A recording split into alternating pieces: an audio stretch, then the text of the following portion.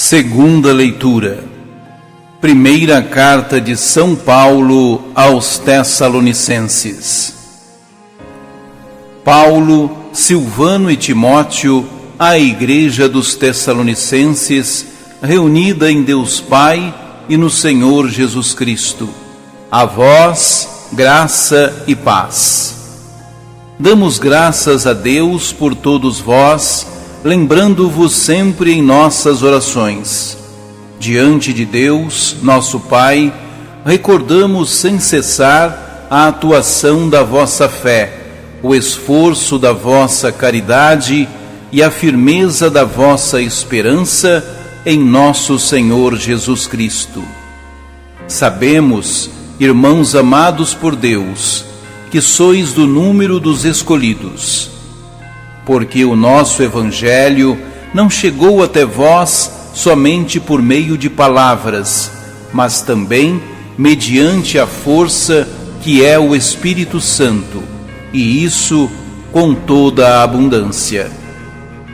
Palavra do Senhor. Graças a Deus.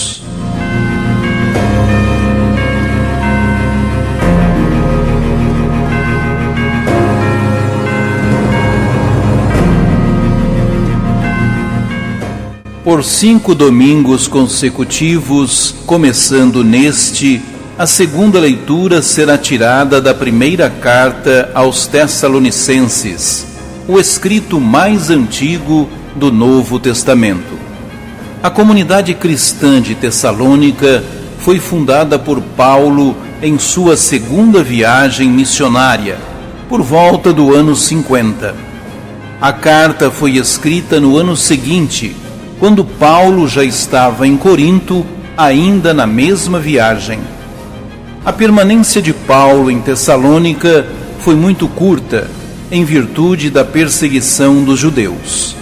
Por isso, não teve tempo suficiente para instruir adequadamente a comunidade. Pouco tempo depois, porém, recebeu notícias animadoras de lá. Apesar de perseguida e pouco instruída nos fundamentos da fé, a comunidade permanecia fervorosa, fiel ao Evangelho e em contínuo crescimento. A primeira carta foi escrita como resposta de Paulo a essa realidade tão animadora.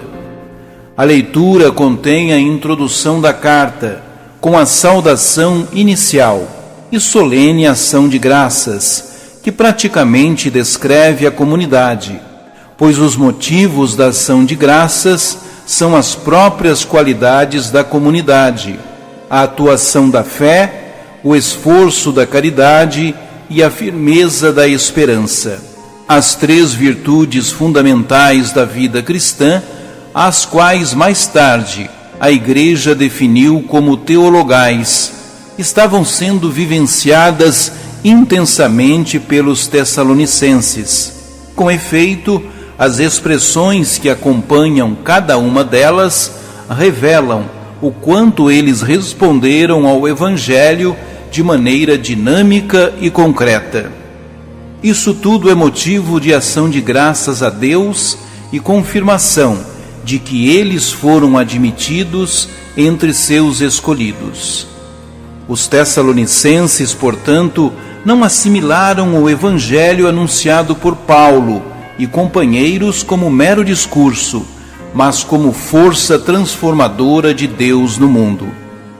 Ao reconhecer o protagonismo do Espírito Santo na evangelização, Paulo proclama a soberania de Deus sobre a história e se reconhece como mero instrumento da ação divina.